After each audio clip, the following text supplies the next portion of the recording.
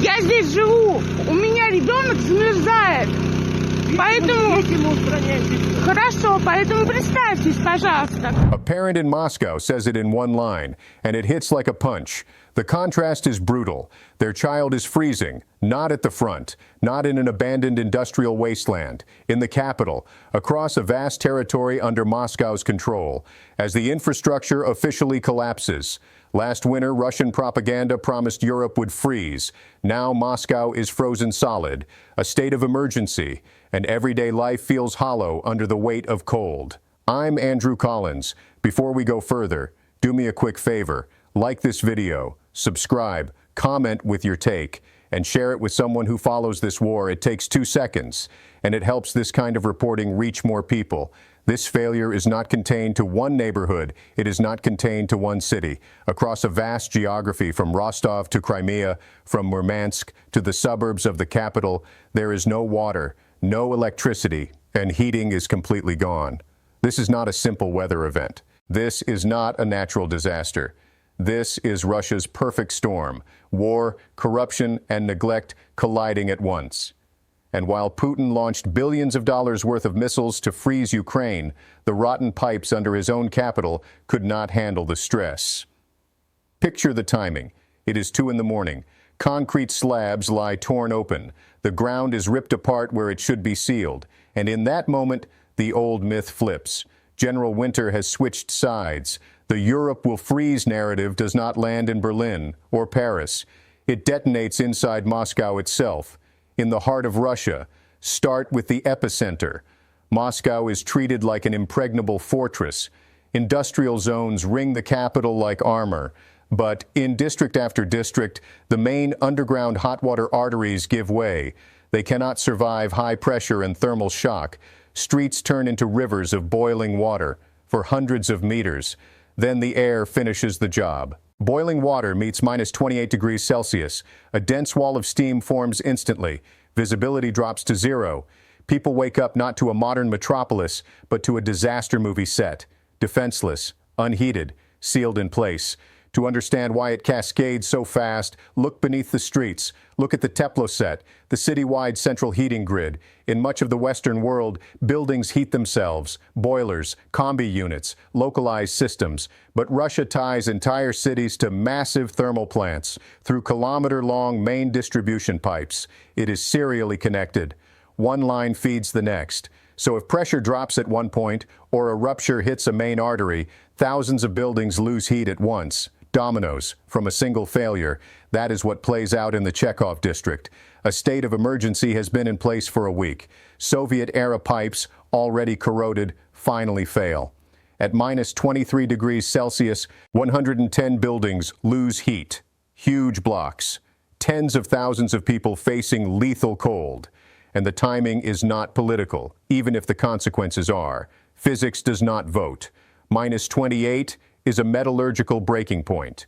When circulation pumps stop during power outages, the water inside the pipes cools fast. As it nears freezing, the volume expands, but corroded cast iron cannot flex. What follows is a rupture from the inside out, a violent hydraulic shock.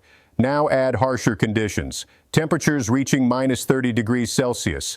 The thermal gap between near boiling water inside the pipe and the outside air pushes metal fatigue to the edge. Now connect that to money. The billions used to strike Ukraine's energy infrastructure were taken from budgets that should have gone to basic maintenance. Coatings, insulation, pipe replacement. Metal weakened by decades of neglect does not need a direct hit. It blows with the slightest pressure change, and Moscow's outskirts show it clearly. In industrial suburbs like Podolsk, Zaraysk, and Khimki, this is not sabotage. This is infrastructure collapsing after decades without real maintenance. But then a second crisis ignites. Residents, left without heat, rush to electric heaters. And the old system cannot carry the load. 1970s-era oil-filled transformers overload. Loads exceed 150% of nominal capacity.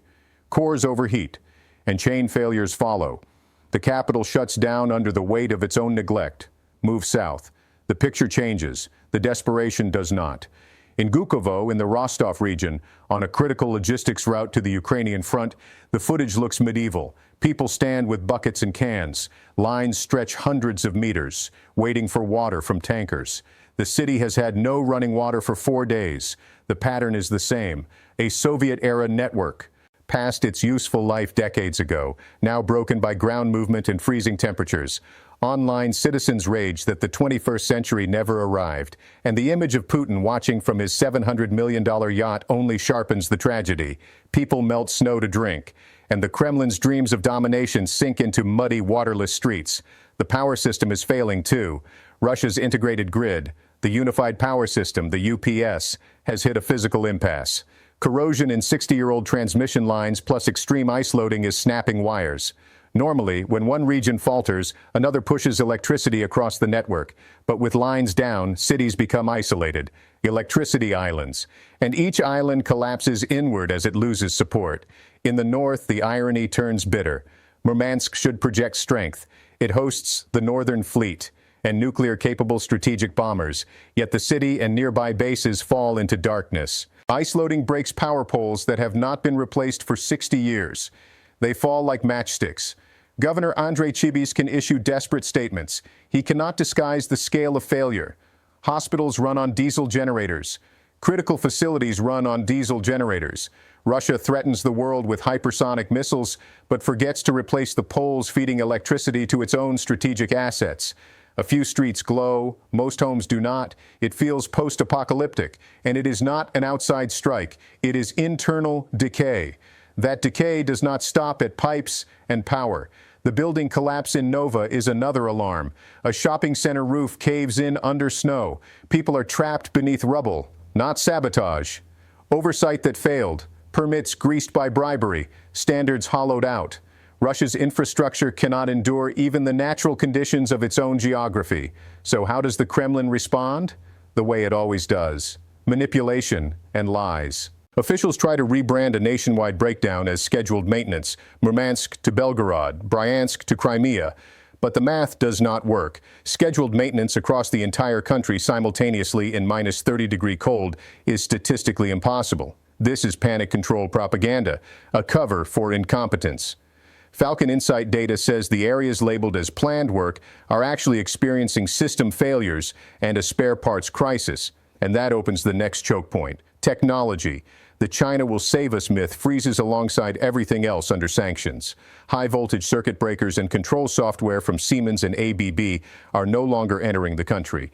Russia tries to swap in Chinese equivalents, but field reports describe a critical weakness. At minus 30 degrees Celsius and below, the operating temperature tolerance of Chinese-made chips and components falls below Soviet and Russian standards. The freezing of 17,000 people in Serov and heating systems shutting down in the Sakha Republic due to budget shortages are consequences of this logistical and technological strangulation.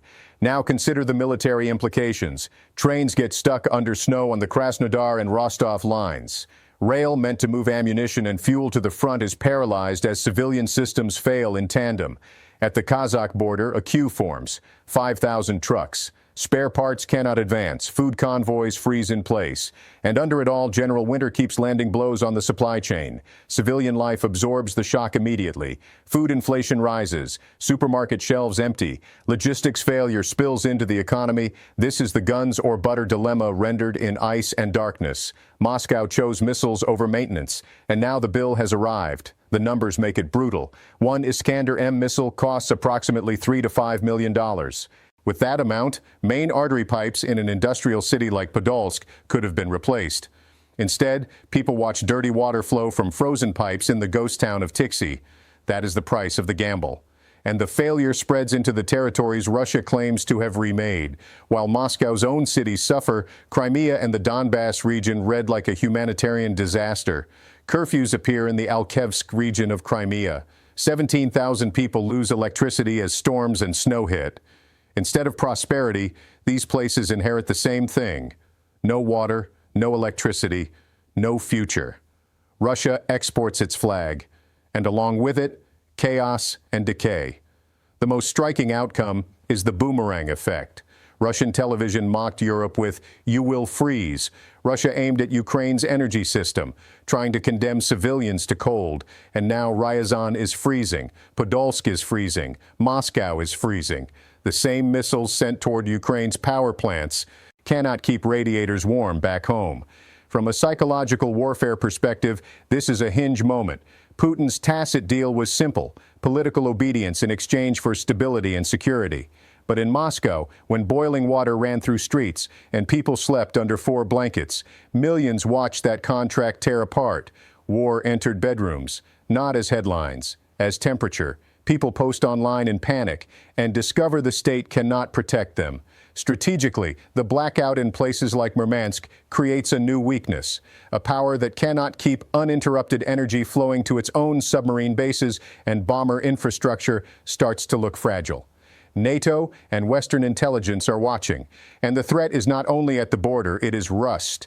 Inside the pipes, inside the poles, inside the system itself. If you're getting value from this breakdown, do the basics for me. Like, subscribe, comment what you think this means, and share this with someone tracking the war. Those 4 actions keep this channel visible and help more people understand what's unfolding, because in the end, what breaks Russia may not be Western tanks or F-16s or Ukraine's resistance alone. It may be unstoppable internal decay, every exploding pipe, every toppled pole, every city without water. The cold and darkness once framed as Ukraine's fate now cover Moscow like a white shroud. And the warning is unmistakable. There is no safe place. The empire is freezing, and the war has moved inside your home.